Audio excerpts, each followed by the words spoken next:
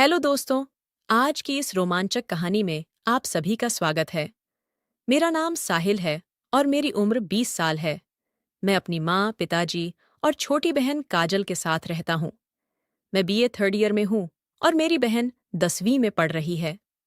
मेरे पिताजी अपने बिजनेस के सिलसिले में पूरे देश विदेश की यात्रा करते रहते हैं और मेरी माँ घर की देखभाल करती है। एक रोज की बात है, मैं कॉलेज से घर वापस आ रहा था। तभी मेरी नज़र एक नई आई हुई पड़ोसन भाभी पर पड़ी। वो कुछ ही दिनों पहले हमारे मोहल्ले में शिफ्ट हुई थीं। भाभी अपने घर में सामान अनपैक करवाने में व्यस्त थीं।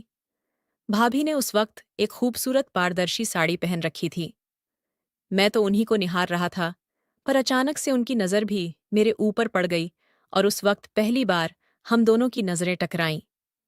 उनकी आंखों में एक चमक थी, मानो उनमें कोई गहराई हो। मुझे एक अजीब सा एहसास हुआ, एक तरह का आकर्षण। मेरे दिल की धड़कनें तेज हो गईं और मुझे कुछ अजीब सा महसूस हुआ। तभी मेरी माँ बाहर आईं।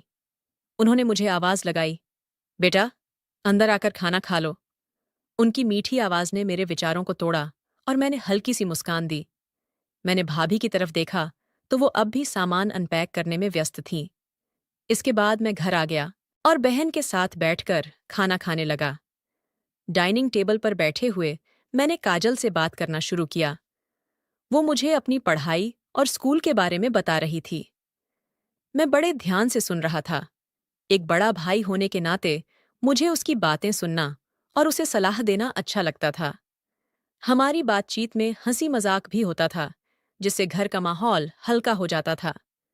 खाना खाने के बाद मैंने काजल से कहा, चलो अब थोड़ी देर पढ़ाई कर लेते हैं। मेरी बहन काजल और मैं सोफे पर बैठकर पढ़ाई कर रहे थे और हमारे आसपास किताबें फैली हुई थीं। तभी दरवाजे की घंटी बजी। माँ ने जल्दी से दरवाजा खोला। वहीं प्यारी मुस्कुराती हुई भाभी दरवाजे पर खड़ी थीं। उन्होंने मेरी माँ को नमस्ते बोला और उनकी मदद करने के लिए धन्यवाद दिया।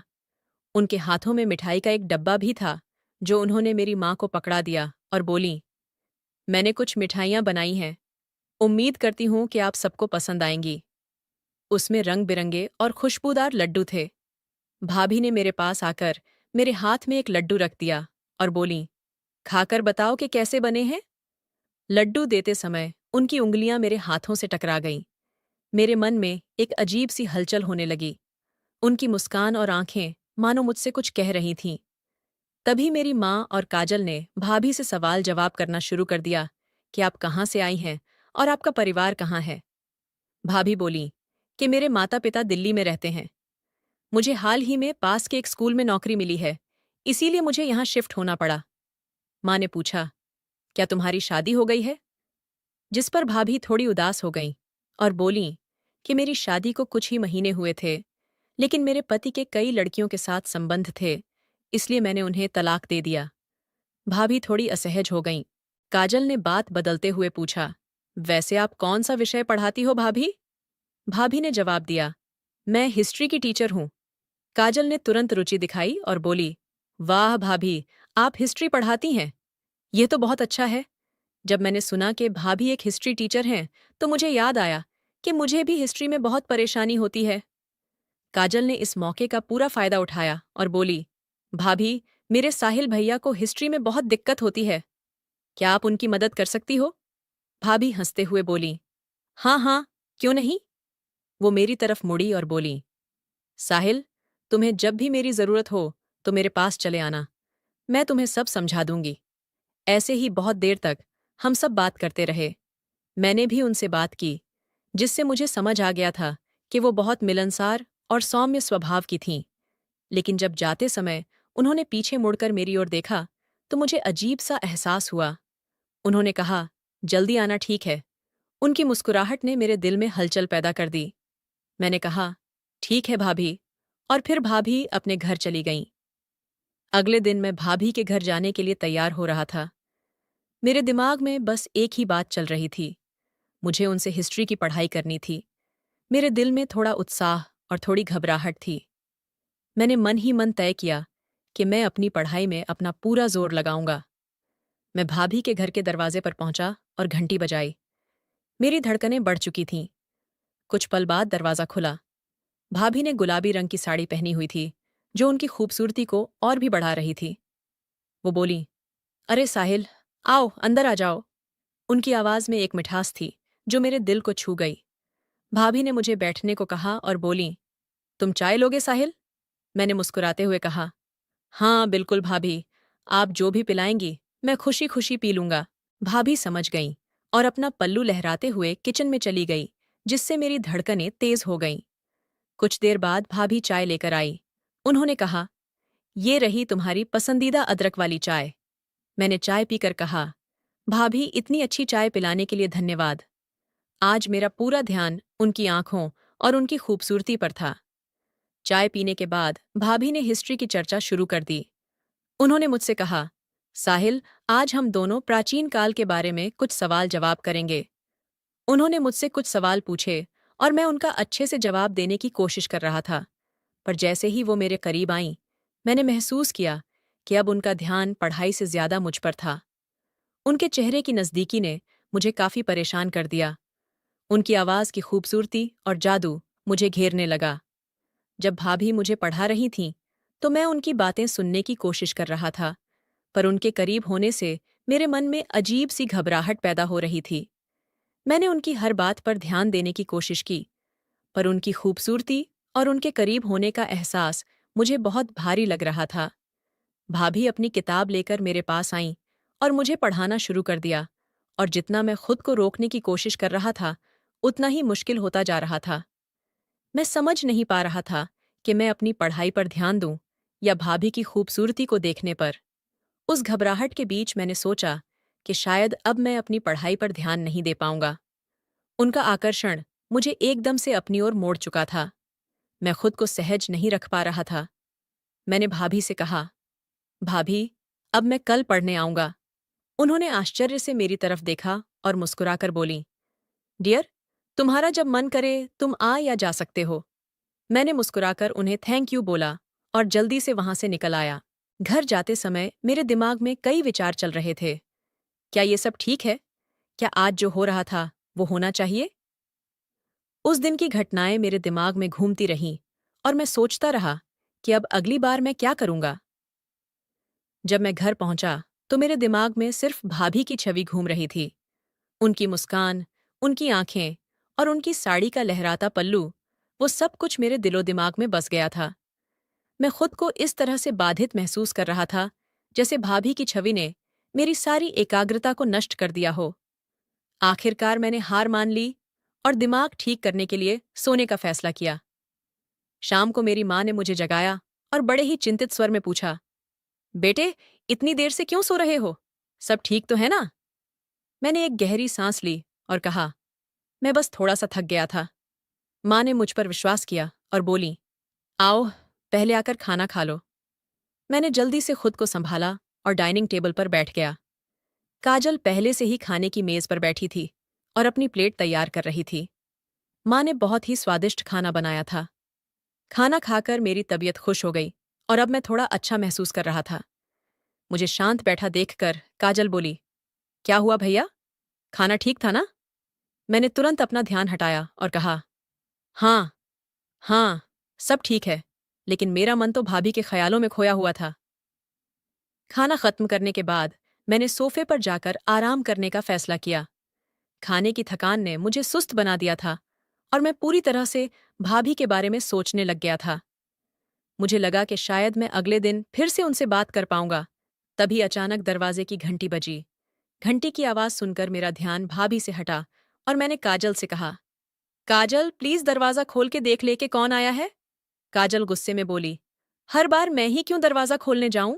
इस बार आप जाओगे, और अगर नहीं जाना है तो घंटी बजने दो, क्योंकि मैं भी नहीं जाऊंगी।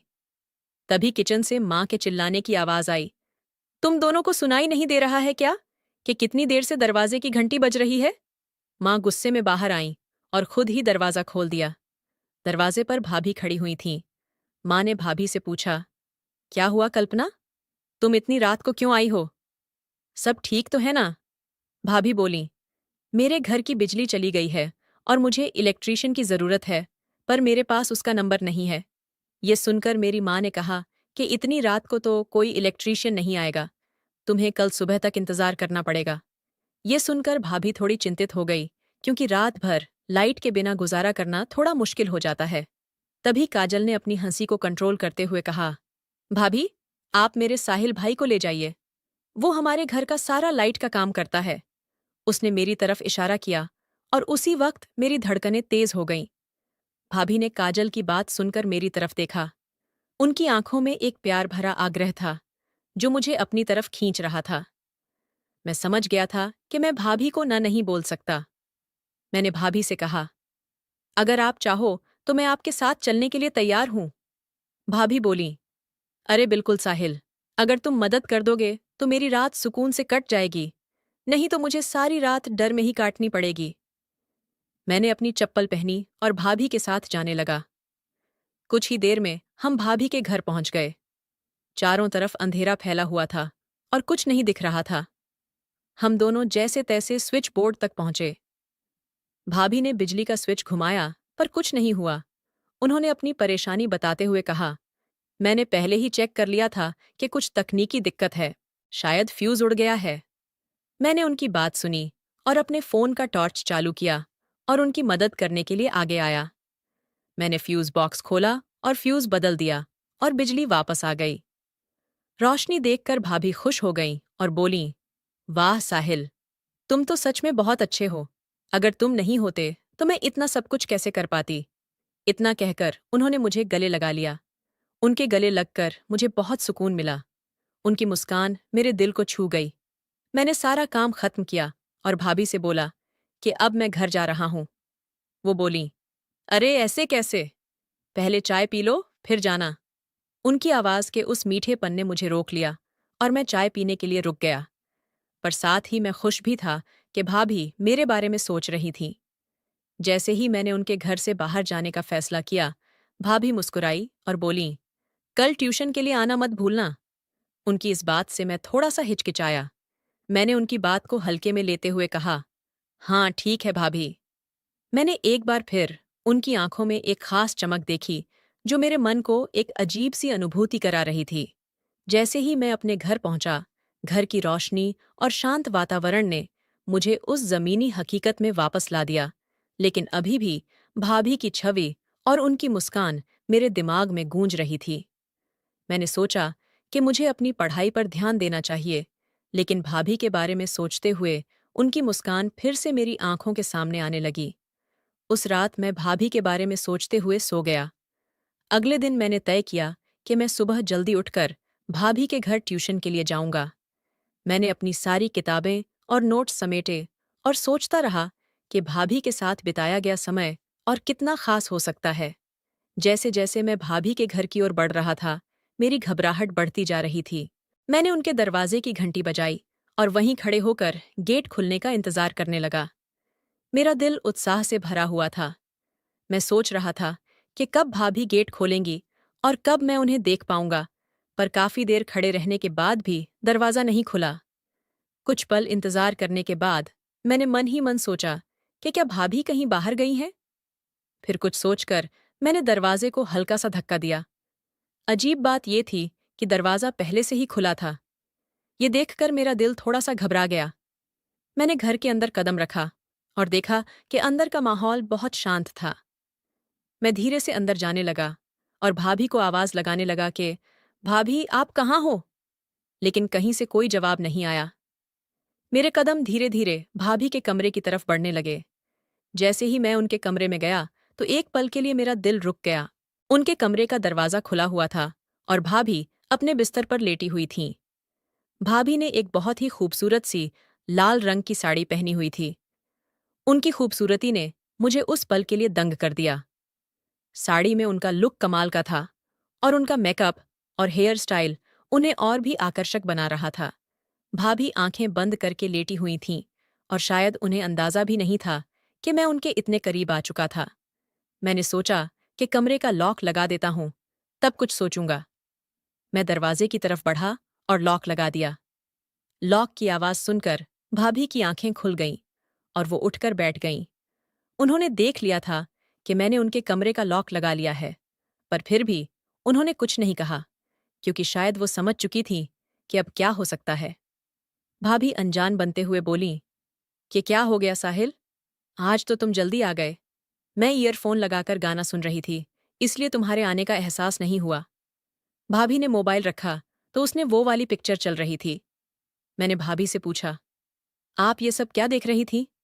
भाभी बोली, अरे कुछ नहीं, मैं तो बस ऐसे ही अपना समय काट रही थी। भाभी की बात सुनकर मेरा मन थोड़ी देर के लिए झिझका। भाभी को सजे धजे देखकर मेरे मन में कई सवाल उठ रहे थे, पर मैंने खुद से कहा कि ये सब तो नेचुरल है। मैंने हिम्मत जुटाई और कहा, कोई बात नहीं भाभी, मैं तो बस ये सुनिश्चित करना चाहता था कि सब कुछ ठीक है या नहीं। मेरी बात सुनकर उनके चेहरे पर हल्की सी मुस्कान आई। अब मैंने सोचा कि हमें ट्यूशन के लिए चलना चाहिए। मैंने अपनी ट्यूशन की किताबें निकालनी शुरू की, पर मेरे दिमाग में भाभी की मुस्कान और सजने संवरने की छवि घूम रही थी। जैसे ही मैं पढ़ने बैठा, भाभी फिर से मेरे पास आकर बैठ गई और मुझे पढ़ाने लगी। उनको इतना पास बैठा देख मैं असहज महसूस करने लगा और मेरे हाथ कांपने लगे। मुझे इस तरह कांपते देख भाभी हंसने लगीं और बोलीं, क्या हुआ साहिल? लगता है आज तक तुमने कोई गर्लफ्रेंड नहीं बनाई, इसीलिए तुम मेरे इतने करीब आने से डर रहे हो। उनके इस मजाक ने मेरी आंखों में शर्म ही नहीं ला दी, बल्कि मेरे दिल की धड़कनें भी तेज कर दी थीं। मैंने कहा, नहीं भाभी, ऐसी कोई बात नहीं है। लेकिन भाभी की मुस्कुराहट और उनकी बातों ने मुझे और भी घेर लिया। उन्होंने अपनी बात जारी रखी और बोलीं, तुम्हें मुझसे शर्माने की कोई जरूरत नहीं है। मैं भी तुम्हारी ही उम्र की हूं। तुम चाहो तो हम दोनों बहुत अच्छे दोस्त बन सकते हैं। भाभी के इन शब्दों ने मेरे मन में हलचल पैदा करनी शुरू कर दी। जैसे ही भाभी मेरे करीब आईं, मेरा दिल तेजी से धड़कने लगा। उनके साथ कंधे से कंधा मिलाकर बैठने का एहसास मुझे एक अनोखी खुशी दे रहा था, लेकिन उस खुशी के साथ साथ मुझे थोड़ी घबराहट भी हो रही थी। धीरे धीरे वो मुझसे प्यार से बात करने लगीं। तुम्हें पता है, पढ़ाई में ध्यान लगाने के लिए थोड़ा सहज होना जरूरी है। उनकी आवाज में मदहोशी थी, जो उनकी आवाज को और भी मधुर बना रही थी। कभी कभी हमें कुछ हदें पार करनी पड़ती हैं। भाभी की बातें सुनकर मुझे उनके करीब होने का एहसास और गहरा हो गया। उनके चेहरे की मुस्कान मेरे दिल के हर कोने को छू रही थी। ऐसा लग रहा था जैसे उस पल समय थम गया हो। भाभी की आंखों में चमक थी, जो मुझे अपनी ओर आकर्षित कर रही थी। उस पल मैं सब कुछ भूल गया। भाभी धीरे धीरे मेरे करीब आने लगी और मैं भी भाभी की तरफ जाने लगा, और कुछ ही पलों में हम दोनों एक दूसरे के बेहद काफी करीब आ गए। हमारे बीच भावनाओं का तूफान उठने लगा। कुछ घंटों बाद जब मेरी आंख खुली तो मैं भाभी के बिस्तर पर था। सब कुछ अच्छा लग रहा था। तभी भाभी मेरे लिए चाय लेकर आई। उनके चेहरे पर मुस्कान साफ नजर आ रही थी। मुझे भी थोड़ी शर्म आ रही थी। भाभी बोली, अब तुम उठो और ये चाय पी लो। मैंने चाय ली और भाभी मेरे पास आकर बैठ गई। फिर हम दोनों बातें करने लगे। बातों ही बातों में भाभी ने मुझे बताया कि वो मुझे पहले दिन से ही थोड़ा सा पसंद करने लगी थी। काफी देर तक बात करने के बाद मैंने कहा, भाभी, अब मुझे घर जाना चाहिए। भाभी मुस्कुराई और कहा, ठीक है, हम कल मिलेंगे। और फिर मैं रात को अपने घर आ गया। मैं भाभी के बारे में ही सोचता रहा। मैंने सोचा कि क्या जो हुआ वो सही हुआ, पर अंदर ही अंदर मुझे ये भी पता था कि ये एहसास बहुत अच्छा था।